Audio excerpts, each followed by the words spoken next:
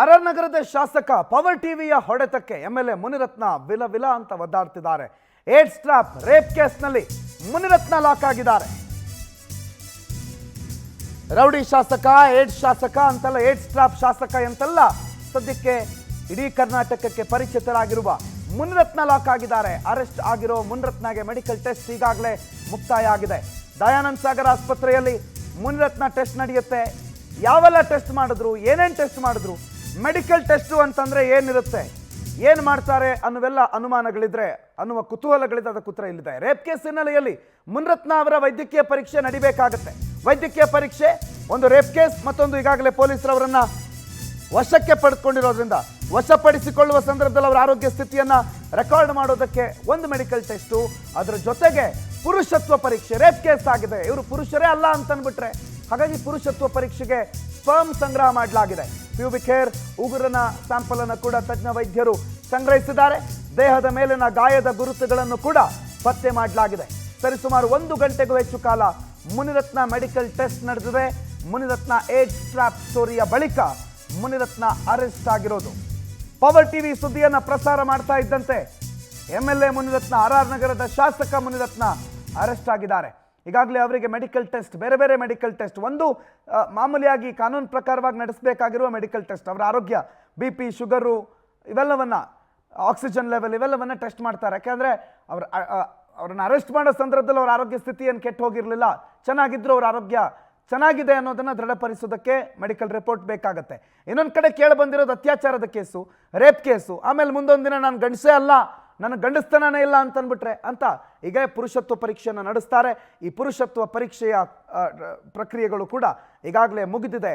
ಸರಿಸುಮಾರು 1 ಗಂಟೆಗಳ ಕಾಲ ಮೆಡಿಕಲ್ ಟೆಸ್ಟನ್ನು ಮುನಿರತ್ನ ಅವ್ರಿಗೆ ನಡೆಸಲಾಯಿತು.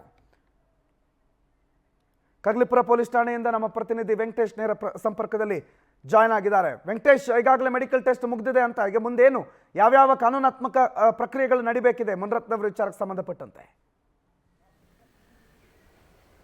ಎಸ್ ಪ್ರಣುತ್, ಈಗ ಏನು ವಶಕ್ಕೆ ಪಡೆದ ನಂತರ ಅವ್ರನ್ನ ಸಾಮಾನ್ಯವಾಗಿ ಸಮುದಾಯ ಆರೋಗ್ಯ ಕೇಂದ್ರ ಠಾಣೆ ಮುಂಭಾಗದಲ್ಲಿರುವಂತಹ ಒಂದು ಕೇಂದ್ರದಲ್ಲಿ ಕೂಡ ಒಂದು ಸಾಮಾನ್ಯ ಆರೋಗ್ಯ ತಪಾಸಣೆಯನ್ನು ಕೂಡ ಮಾಡಲಾಗಿತ್ತು. BP, ಶುಗರ್ ಸೇರಿದಂತೆ ಒಂದಷ್ಟು ಎಲ್ಲವನ್ನು ನಾರ್ಮಲ್ ಟೆಸ್ಟ್ಗಳನ್ನು ಮಾಡಲಾಗಿತ್ತು. ತದನಂತರ ಏನೇ ಅವರ ವಿರುದ್ಧ ಅತ್ಯಾಚಾರ ಪ್ರಕರಣ ದಾಖಲಾಗಿರೋದ್ರಿಂದಾಗಿ ಅವರನ್ನು ಕರ್ಕೊಂಡು ಮೆಡಿಕಲ್ ಟೆಸ್ಟನ್ನು ಮಾಡಬೇಕಾಗುತ್ತೆ. ಯಾಕಂದರೆ ಸ್ಪರ್ಮ ಸಂಗ್ರಹ ಮಾಡಿದ್ದಾರೆ, ಪ್ಯೂಬಿಕ್ ಹೇರ್ ಆಗಿರ್ಬೋದು, ಮತ್ತು ಉಗುರು ಆಗಿರ್ಬೋದು, ಮತ್ತು ದೇಹದ ಮೇಲಿನ ಕೆಲವೊಂದಷ್ಟು ಗಾಯಗಳಿಗೆ ಸಂಬಂಧಪಟ್ಟಂತೆ ಗುರುತುಗಳಾಗಿರ್ಬೋದು, ಇದನ್ನೆಲ್ಲವನ್ನು ಕೂಡ ಮೆಡಿಕಲ್ಗೆ ಸಂಗ್ರಹ ಮಾಡಲಿಕ್ಕೆ ದಯಾನಂದ ಸಾಗರ್ ಆಸ್ಪತ್ರೆಗೆ ಕರ್ಕೊಂಡು ಹೋಗಿರುವಂಥದ್ದು. ಇವೆಲ್ಲವನ್ನು ಕೂಡ ಸಂಗ್ರಹ ಮಾಡಿದ್ದಾರೆ.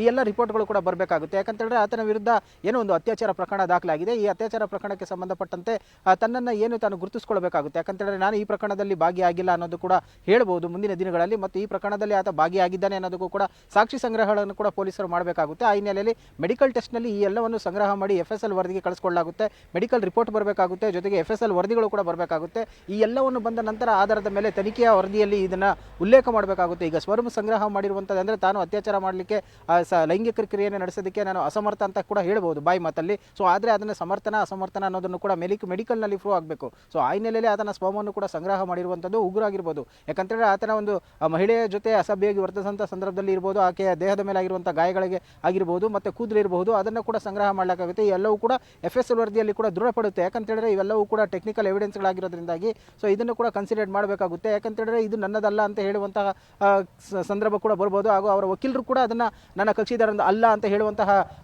ಕೂಡ ಮುಂದಾಗ್ಬೋದು. ಇದು ಬೇರೆ ರೀತಿಯಾದಂತಹ ಒಂದು ತಿರುವನ್ನು ಪಡೆದುಕೊಳ್ಬೋದು ಅನ್ನೋ ನಿಟ್ಟಿನಲ್ಲಿ ಕೂಡ ಪೊಲೀಸರು ಯಾವುದೇ ಒಂದು ಕಾರಣಕ್ಕೂ ಕೂಡ ಈ ಪ್ರಕರಣದಲ್ಲಿ ಆರೋಪಿ ತಪ್ಪಿಸ್ಕೊಳ್ಬಾರ್ದು. ಮತ್ತು ತಾನು ಪೊಲೀಸರು ತನಿಖೆಯ ಸಂದರ್ಭದಲ್ಲಿ ಏನು ಎವಿಡೆನ್ಸ್ಗಳನ್ನು ಕಲೆಕ್ಟ್ ಮಾಡ್ತಾರೆ ಅದು ನ್ಯಾಯಾಲಯಕ್ಕೂ ಕೂಡ ಸಲ್ಲಿಕೆ ಮಾಡಬೇಕಾಗುತ್ತೆ. ಆ ಸಂದರ್ಭದಲ್ಲಿ ಏನಾದರೂ ಇದು ಉಲ್ಟಾ ಆದರೆ ಪೊಲೀಸರ ತನಿಖೆಗೂ ಕೂಡ ಹಿನ್ನಡೆ ಆಗುತ್ತೆ ಮತ್ತು ಆರೋಪಿಗೂ ಕೂಡ ಅದು ಯೂಸ್ಫುಲ್ ಆಗ್ಬಿಡುತ್ತೆ. ಹಾಗಾಗಿ ಅದು ಯಾವುದು ಆಗಬಾರ್ದು ಅನ್ನುವಂಥ ನಿಟ್ಟಿನಲ್ಲಿ ಕೂಡ ಪೊಲೀಸರು ತನಿಖೆಯನ್ನು ಮುಂದುವರಿಸಿರುವಂಥದ್ದು. ಈಗ ಏನು ದಯಾನಂದ ಸಾಗರ್ ಆಸ್ಪತ್ರೆಯಿಂದ ಕರ್ಕೊಂಡು ಬಂದು ತದನಂತರ ಅವರಿಗೆ ಈಗ ಊಟವನ್ನು ಕೊಟ್ಟಿರೋದು, ತದನಂತರ ಏನೀಗ ಒಂದು ಅರೆಸ್ಟ್ ಪ್ರೊಸೀಜರ್ ಅನ್ನು ಕೂಡ ಈಗ ಮುಗಿಸ್ಕೊಂಡಿರುವಂಥದ್ದು. ಇನ್ನೇನು ನಾಳೆಯ ಒಳಗಾಗಿ ಏನು 24 ಗಂಟೆಗಳ ಒಳಗಾಗಿ ಆರೋಪಿಯನ್ನು ಬಂಧನ ಮಾಡಿದ ನಂತರ ನ್ಯಾಯಾಧೀಶರ ಮುಂದೆ ಕೂಡ ಹಾಜರುಪಡಿಸಬೇಕಾಗುತ್ತೆ. ತದನಂತರ ಆಸ್ ಪರ್ ಏನು ವಿಚಾರಣೆಗೆ ಅವಶ್ಯಕತೆ ಈಗ ಎಷ್ಟು ದಿನಗಳ ಕಾಲ ಕಸ್ಟಡಿಗೆ ಬೇಕು ಅನ್ನೋದರ ಮೇಲೆ ಪೊಲೀಸರು ಕೂಡ ಅವ್ರನ್ನ ಪಡೆದುಕೊಳ್ಳುವಂಥ ಕೆಲಸವನ್ನು ಮಾಡ್ತಾರೆ. Pranod, okay, thank you Venkatesh ಮಾಹಿತಿಗೆ.